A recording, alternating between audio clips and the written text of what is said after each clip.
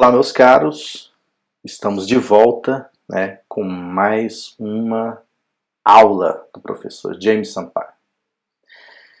E nessa aula nós vamos tratar daquela que provavelmente é a mais importante das distribuições contínuas. Essa é uma das aulas mais importantes do semestre, com certeza.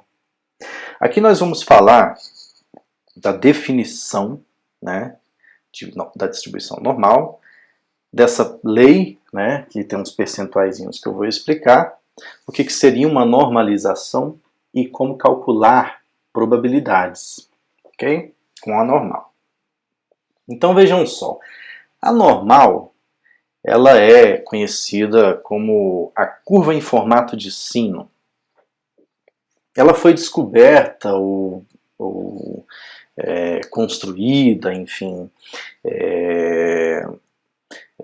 em meados ali do século XVIII, e ela se refere a dois famosos pesquisadores e matemáticos, que são o Pierre-Simon Laplace, que é um francês, e o alemão Carl Friedrich Gauss. Esses caras foram dois dos mais brilhantes matemáticos da história, tá? Então eles merecem muito crédito pelo que eles fizeram. Talvez um dia eu comente um pouco mais sobre eles, mas se vocês tiverem curiosidade, coloca no Google, que realmente é impressionante as coisas que eles fizeram no curto espaço de tempo que eles viveram. Agora vejam só. Nós dizemos, então, que uma variável aleatória x tem distribuição normal se, dados os parâmetros μ pertencente a R, os reais, e sigma pertencente aos reais positivos, sua função densidade for dada por 1 sobre sigma raiz de 2π é elevado a x menos μ ao quadrado dividido por 2 sigma ao quadrado. Então, lembrando que essa função ela é definida para todos os reais, ou seja, de menos infinito a mais infinito. A notação que a gente utiliza para a distribuição normal é essa notação. X possui distribuição normal com parâmetros μ e sigma quadrado. Como nós veremos, uma das características muito interessantes da normal é que a esperança dela é o próprio parâmetro μ e a variância é o próprio parâmetro sigma quadrado. Então, quando eu me refiro a uma normal μ sigma quadrado, eu já estou dizendo que a média, ou seja, a esperança de x é μ, e que a variância é sigma quadrado, tá? E a distribuição normal tem algumas características. Primeiro, ela é unimodal e simétrica.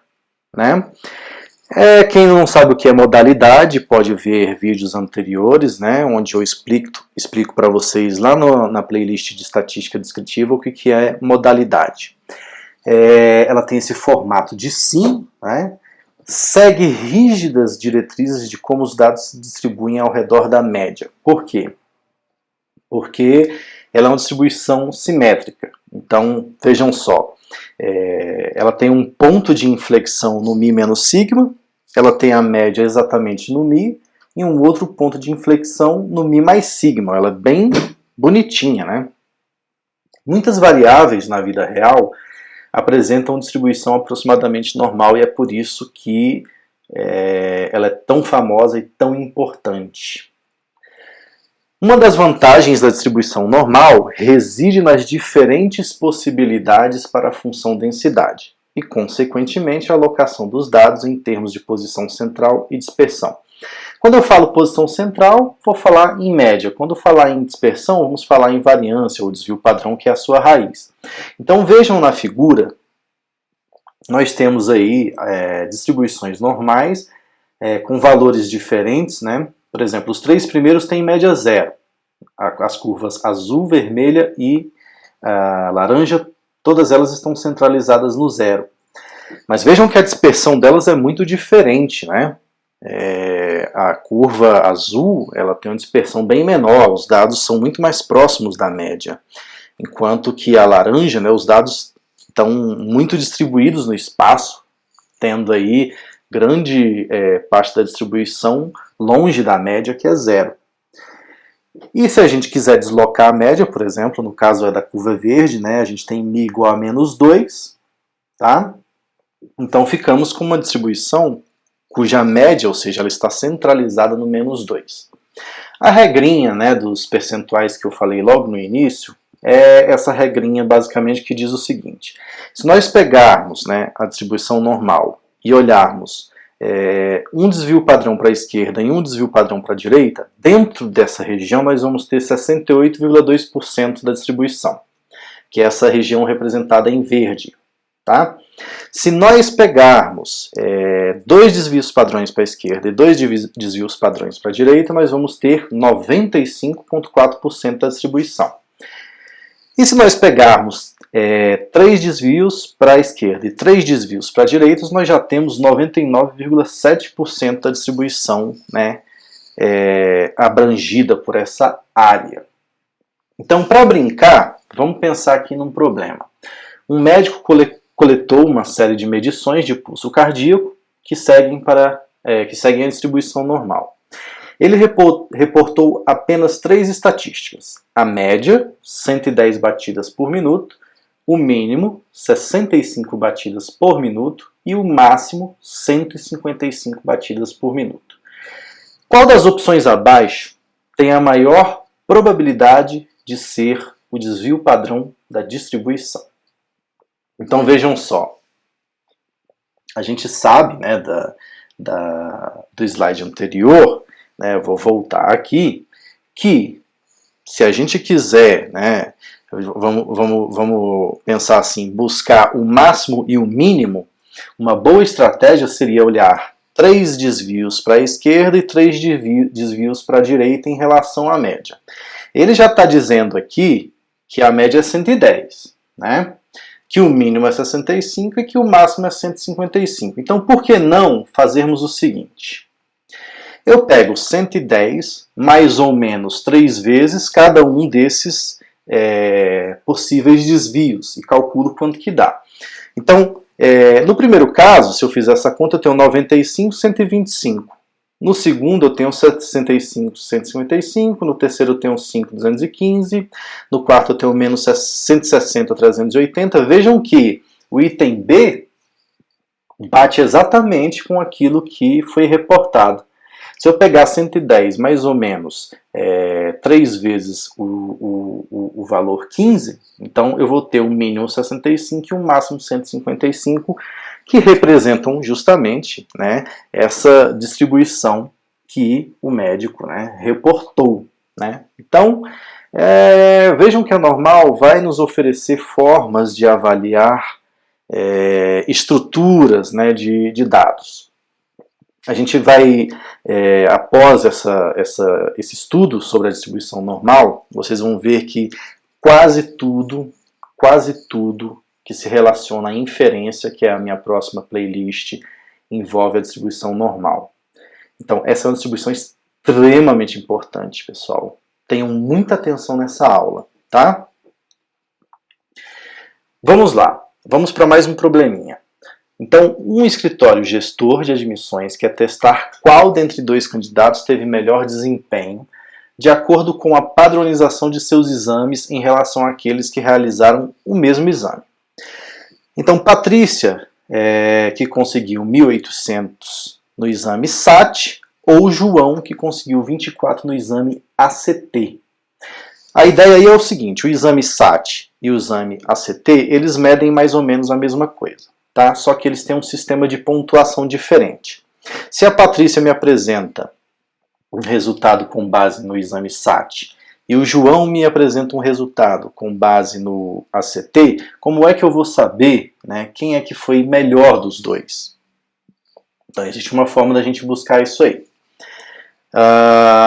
Aqui por curiosidade, então eu tracei a distribuição normal, né, 1.500 com variância 300 ao quadrado, e o ACT no caso do João, com média 21 e variância 5 ao quadrado. Esse tracejadinho azul representa onde está a Patrícia em relação aos concorrentes, e esse tracejadinho rosa representa como está João em relação aos seus concorrentes. Então, quem foi melhor em relação aos seus próprios concorrentes, né? Essa é a questão que a gente quer responder. O que eu preciso fazer? Eu preciso colocar Patrícia e João numa mesma escala, né? Para poder comparar os dois. Muito bem. Isso a gente chama de padronização de observação, né? Então, sempre que eu quiser falar sobre um valor padronizado, eu vou usar agora, a partir de hoje, né, a partir deste vídeo, eu vou usar a variável z. Então, o valor z, padronizado de uma observação, representa o número de desvios padrões que ele está acima ou abaixo da média. Então, score z de média igual a 0 significa o seguinte: eu vou trazer os meus dados para a média 0. Isso, na verdade, né, eu estou apresentando para vocês aqui uma regrinha, né? Mas quem fez o curso de estatística descritiva, né, e resolveu as listas que eu sugeri, vai ver lá que qualquer conjunto de dados em que você subtraia a média e divida pelo desvio padrão, você vai trazer esses dados para uma distribuição que tem média 0 e variância 1. Sempre. Isso sempre acontece. Então, esse é um exercício que está na lista de exercícios, né? Na lista 1, tem a solução desse exercício e é um resultado muito, muito importante. Observações atípicas vão ser consideradas aquelas cuja distância for maior do que 2 da média, tá certo? Ou seja, o módulo de z maior que 2. E definido para qualquer forma de distribuição. Ou seja, padronizar não significa que eu só padronizo para normal, tá? Em particular, a gente vai padronizar distribuição normal. Mas eu posso padronizar outras distribuições? Posso sim, como, né, já falei, em estatística descritiva, né, naquela playlist, nós, né, temos esse resultado de que qualquer distribuição, se você subtrair a média e dividir pelo desvio padrão, então você traz a distribuição para o centro 0 e ela fica com variância 1. Muito bem. Então vamos lá. Patrícia, se eu fizer essa padronização, né, então eu vou ter 1.800, que é a média dela, menos 1.500, que foi a média geral, ou seja, ela esteve acima da média. E eu divido por 300, isso dá 1. Se eu fizer a mesma coisa com o João, 24 menos 21 dividido por 5, né, que é então 24 o que ele conseguiu, menos 21 que foi a média do pessoal que fez, dividido pelo desvio padrão, que é 5, dá 0,6. Conclusão, Patrícia foi melhor. Se a gente colocar isso numa normal 0,1, né, que vai ser a normal resultante, a gente fica com com essa visualização gráfica, vamos dizer assim. E aí dá para ver nitidamente que Patrícia, né, deveria ser preferida em termos dos exames, né, em relação ao João, ok?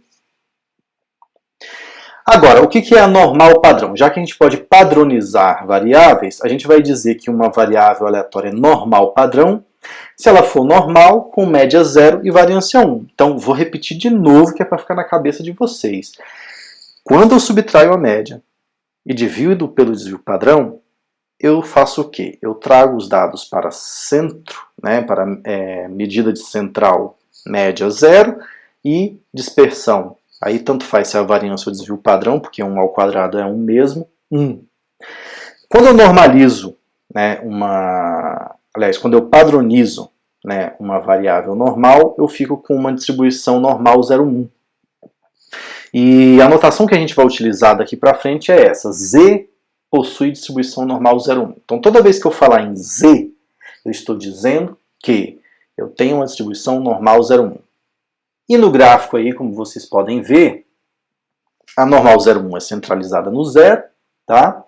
Ela tem um ponto de inflexão no menos 1, um outro ponto de inflexão no 1, que é justamente, né, um desvio para a esquerda e um desvio para a direita. Beleza, pessoal? Essa é uma distribuição muito importante, vocês vão ver por quê.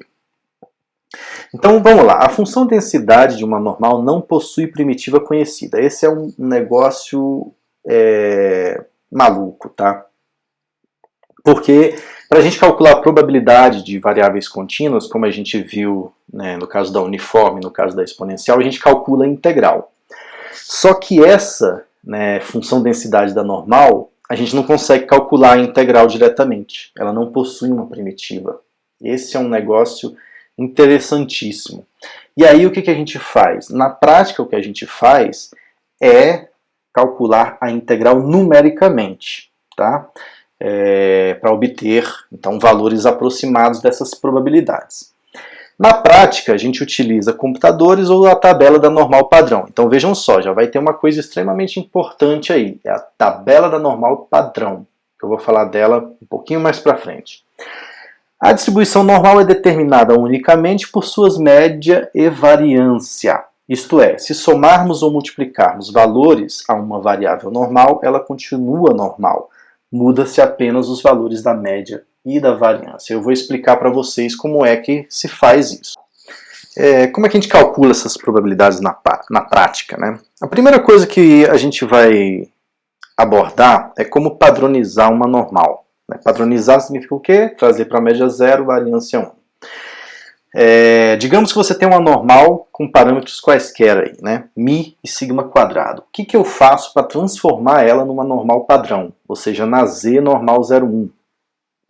Como já comentamos, basta subtrair a média e dividir pelo desvio padrão que você tem uma normal padrão. Agora, digamos que eu tenha uma normal qualquer e eu quero transformar numa normal padrão. Aí eu faço o contrário, né? Na normal padrão, eu multiplico pelo desvio padrão e somo, né, a média. E aí a gente obtém uma normal geral.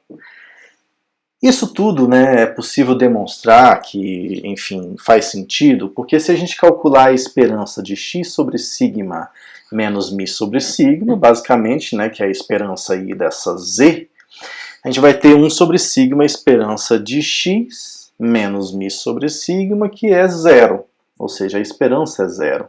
E se calcular a variância também dessa diferença, eu vou obter, então, variância 1, tá?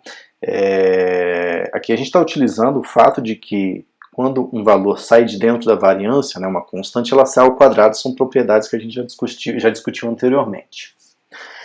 Mesma coisa eu posso fazer aqui, né, a esperança dessa soma, né, então vai ser mi vezes sigma vezes a esperança de z. Como a esperança de z é 0, não é mesmo?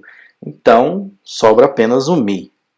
E se a gente pegar a variância, né, a gente sabe que variância da soma, né, se você estiver somando uma constante, essa constante não faz diferença nenhuma na variância, também já comentamos antes. O sigma sai ao quadrado, variância de z é 1, sigma ao quadrado vezes 1 é sigma ao quadrado. Ok? Muito bem. Agora é que vem a questão interessante, que é a tabela da normal, né? Aí vocês vão pensar assim, poxa, mas aí, professor, você já não disse que dá para a gente calcular esse negócio usando o computador? Então por que tabela? Bom, antigamente, né, os cientistas não tinham esse acesso aos computadores que a gente tem hoje em dia, né? Então, basicamente, eles tinham que fazer ali um resumo de resultados para facilitar a vida deles. Foi assim que eles construíram essas tabelas, né, que eram tabelas que impressas eram distribuídas entre os pesquisadores e eles podiam consultar essas probabilidades para os seus problemas, né? E na sala de aula também ficou comum o uso dessas tabelas para que os alunos, né, pudessem fazer a prova, né? Porque, enfim, ter acesso ali na hora da prova a meios eletrônicos era considerado um risco de cola, né? Eu vou explicar para vocês como que vocês fazem para fazer esses cálculos na tabela e como vocês fazem também para calcular utilizando o R, tá? Então, digamos que você tem aí uma distribuição normal, tá? Nesse caso é uma normal padrão, ok? E você quer calcular a probabilidade dessa região azul, ou seja, a probabilidade acumulada até o ponto 1,25. Tá legal? Como é que eu olho isso na tabela? Bom, primeira coisa, eu tenho que procurar a primeira casa decimal. Então, qual é a primeira casa decimal de 1,25? Né? É o 2, né? De 1,2. Eu venho na tabela e marco, então, 1,2. Beleza? Da mesma forma, então agora vou procurar a segunda casa decimal, que é o 0,05, né? Ou seja, é o 5, né? que na verdade é 0,05 se eu somar. Então, eu vou lá na tabela e procuro, né, 0,05. Então, percebam o seguinte. Se eu pegar 1,2 mais 0,05, eu vou ter 1,25, que é o ponto que eu quero calcular a probabilidade. A interseção entre essas duas regiões aí, amarela e vermelha, vai me dar exatamente a probabilidade que eu quero calcular, tá? Que é 0,89435. Sempre que vocês quiserem procurar um valor, né, de uma normal padrão, numa tabela de uma normal padrão, vocês vão repetir esse mesmo procedimento. Lembrando o seguinte, essa tabela que eu estou apresentando para vocês, que é a tabela que nós, professores da UNB, decidimos utilizar, ela só mostra valores positivos. Existem tabelas também na internet que mostram valores negativos, tá? Mas nós vamos utilizar essa daí para o nosso curso. Então é essa que vocês vão ter que aprender se você for meu aluno, né? Claro. Agora, eu não quero calcular isso usando tabela, professor. Quero botar num programa, quero botar no R para calcular para mim. O que eu faço? Bom, aí você pode fazer o seguinte. Basta você utilizar o comando pnorm, tá? Que é de probabilidade acumulada da normal. Você diz qual é o ponto que você quer, 1,25, só que, né, no caso, no inglês a gente não usa vírgula, usa ponto, então 1,25. Média zero, né, que é o min igual a zero, SD igual a 1, que é o desvio padrão igual a 1. Ah, professor, e se eu não quiser escrever min igual a zero, SD igual a zero? Não precisa. Aí eu estou só explicando para vocês que o segundo parâmetro que você coloca é a média e o terceiro parâmetro que você coloca é o desvio padrão. Então, se você colocar simplesmente pnorm 1,25,0,1, ele também vai calcular. E aí você tem, então, o resultado, né, com 7 casas decimais, né, que é mais do que a tabela fornece para a gente. Beleza? Muito bem. Agora tem uma questão que é o seguinte, professor. Como a normal pode ter qualquer média e qualquer variância, seria muito chato, né, eu ter que ficar, vamos dizer assim, tem uma tabela para cada média e uma tabela para cada variância, né? É por isso que a gente usa apenas a normal padrão. Se por acaso, né, a sua distribuição não for uma normal padrão, o que você vai fazer? Você vai padronizar. Né? Basicamente é isso. Então vejam só, digamos que as notas do SAT têm distribuição normal 1500 com variância 300 ao quadrado, como a gente já conversou, né, no exemplo aí para trás. Patrícia marcou 1800 no SAT. Quantos por cento ficaram abaixo de Patrícia? Então vejam que eu coloquei aí, né, no gráfico, né, 1800 é a posição da Patrícia e todo mundo que ficou para trás está nessa região azul. Então, quantos por cento ficaram para trás de Patrícia? Né? Então, quão bem ela foi? Né?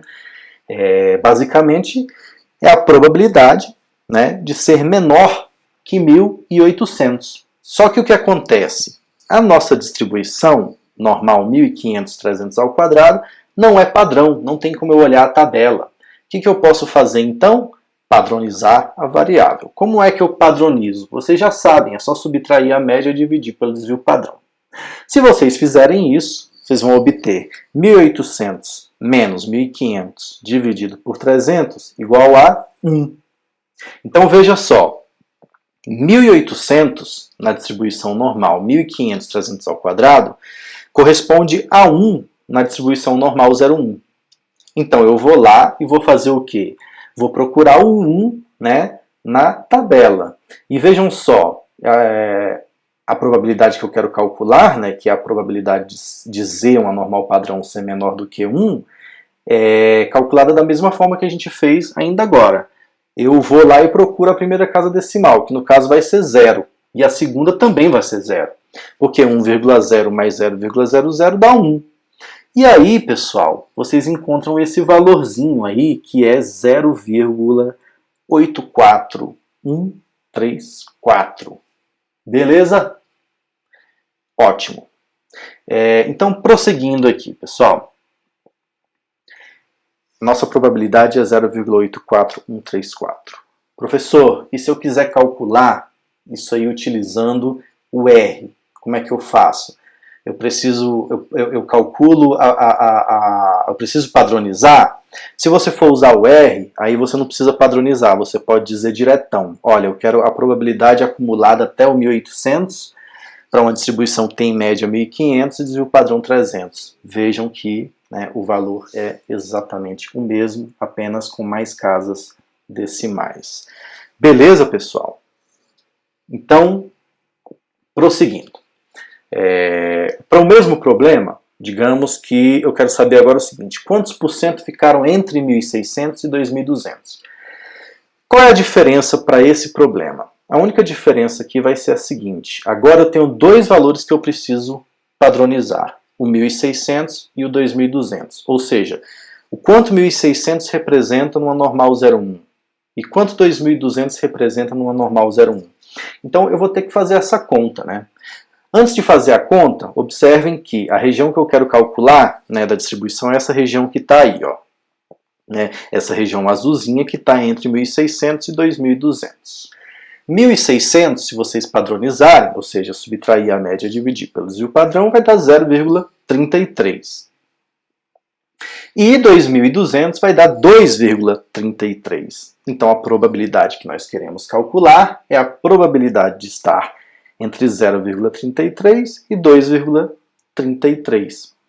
Como vocês sabem, é a distribuição aplicada no maior menos a distribuição aplicada no menor, né? Então a gente vai ter que procurar dois resultados na nossa tabela, né? A probabilidade acumulada no 2,33 e a probabilidade acumulada no 0,33. Vamos fazer isso, né?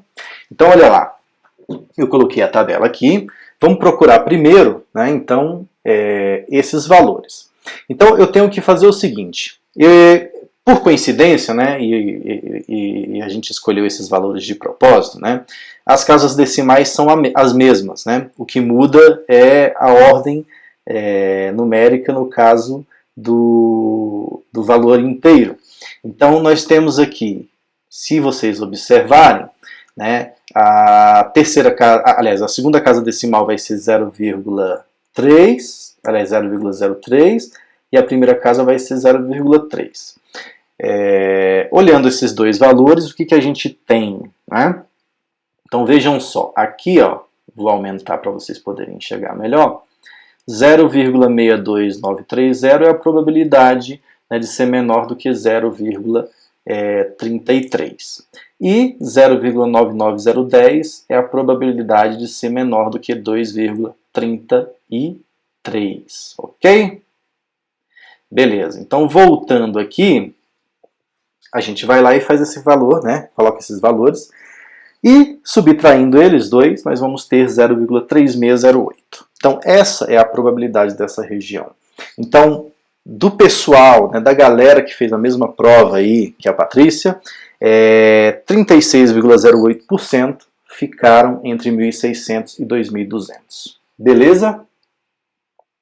Professor, como é que eu calculo isso no R? Bom, é a normal, né, aplicada no 2.200, com média 1.500, né, e desvio padrão 300, menos a normal acumulada no 1.600, com desvio padrão, com média 1.500 e desvio padrão 300. Faz a conta e vocês vão obter esse valor aí, que tá dando um pouquinho diferente, só porque no caso do R, ele tem, enfim, como vocês já viram, eles calculam com mais casas decimais, né?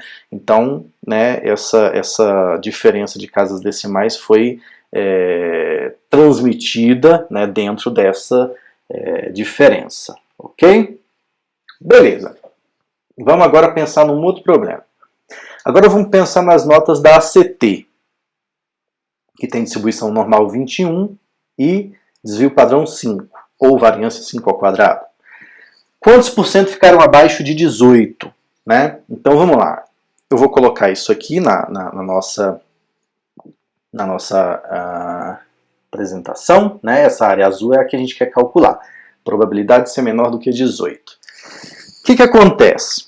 Então eu tenho que saber quanto que representa 18, né, em uma normal padrão, quando eu tenho uma normal 21, 5 quadrado. Beleza. Então eu tenho que padronizar esse valor. O que eu faço? Subtraio a média e divido pelo desvio padrão. Vai dar menos 0,6. Vocês já devem ter observado, né, que a tabela que a gente dispôs aqui, né, que a gente dispõe aqui na nossa apresentação, ela não tem valores negativos. Mas aí, o que acontece, pessoal? Eu estou perdido? Não. É só vocês lembrarem o seguinte, a distribuição normal é uma distribuição simétrica. O que quer dizer isso? Se eu pegar, né, a probabilidade de ser menor que um número negativo, é a mesma coisa, né, que ser maior que aquele número, só que positivo. Então vejam aqui, eu vou ampliar rapidamente, né, só para vocês poderem enxergar melhor. A probabilidade de ser menor que menos t, ela é igual à probabilidade de ser maior do que t. Por quê? Porque a distribuição é simétrica. Excelente. Então eu posso escrever, né, a probabilidade de z menor que menos t igual à probabilidade do z maior que t. E aí no nosso caso nós vamos ter que a probabilidade do z maior que 0,6. Mas de novo, a nossa tabela, né, ela é uma tabela que dá a probabilidade acumulada e não a probabilidade de ser maior. Né? Então eu faço uma outra transformação aqui, que é o seguinte, a gente sabe que o complementar de ser maior é ser menor ou igual. Mas como a distribuição ela é contínua, a gente sabe que igual, né, qualquer valor igual tem probabilidade zero. E aí eu posso escrever isso também como sendo 1 menos a probabilidade do z ser menor do que t. Então, na prática, né, para ficar mais fácil, sempre que você tiver, qual que é a probabilidade de z ser menor que menos t? É 1 menos a probabilidade de ser menor que t. Né? Assim, se vocês precisarem utilizar a tabela, vai ser mais fácil de resolver. Mas beleza. Então, no nosso caso, vai ser 1 menos a probabilidade do z ser menor que 0,6. Mas, professor, e se a minha tabela tiver valor negativo? Aí você faz direto. Você vai lá e utiliza o valor negativo. Né? Da mesma forma que se você quiser utilizar o R, nem com isso que você vai, nem padronizar você vai ter que se preocupar, né? Mas tudo bem. Então aqui nós temos a tabela. Eu quero 1 menos a probabilidade de ser menor que 0,6. Então a segunda decimal, aliás, a primeira casa decimal é 6 e a segunda casa decimal é 0, está aqui, né? Eu pego, né, e faço a interseção entre esses dois valores e obtenho aqui então 0,72575. Beleza, pessoal? Agora, como eu quero 1 menos isso, aí é fácil, né? É só subtrair e a gente vai ter 0,27425, que é a probabilidade que nós estávamos procurando, ok? Como eu faço no R, P-norm no ponto 18, média 21, desvio padrão 5. Vejam que dá exatamente o mesmo resultado, só que com mais casas decimais. Beleza, pessoal? Olha, essa aula foi uma aula muito bacana, é uma aula muito importante, e uma aula que eu espero que vocês tenham gostado. Essa é uma das aulas mais importantes, tá? Deem o devido valor para essa aula, porque vocês vão usar normal agora para o resto do curso, tá? O resto da vida. Beleza. Lembrem-se do meu site, passeioaleatório.com. Não deixem de acompanhar as listas lá, porque tem muito exercício bacana, todos eles resolvidos. Tá aí o QR Code se vocês quiserem acessar o site diretamente pelo QR Code. Não se esqueçam de subscrever o canal, né, com o meu rostinho que aparece aí no final. E acompanhem também os próximos vídeos, né, até a gente finalizar essa parte de probabilidade. E aí a gente vai entrar na parte de inferência estatística, que já tem uns 3 videozinhos lá, porque eu precisei colocar aqueles 3 vídeos no passado por conta de uma viagem que eu fiz, né, a trabalho, e os alunos não podiam ficar sem aula. Mas aquela playlist vai ficar melhor, tá? Eu vou começar a acrescentar as primeiras, né, aulas. Então, um forte abraço para todo mundo e até a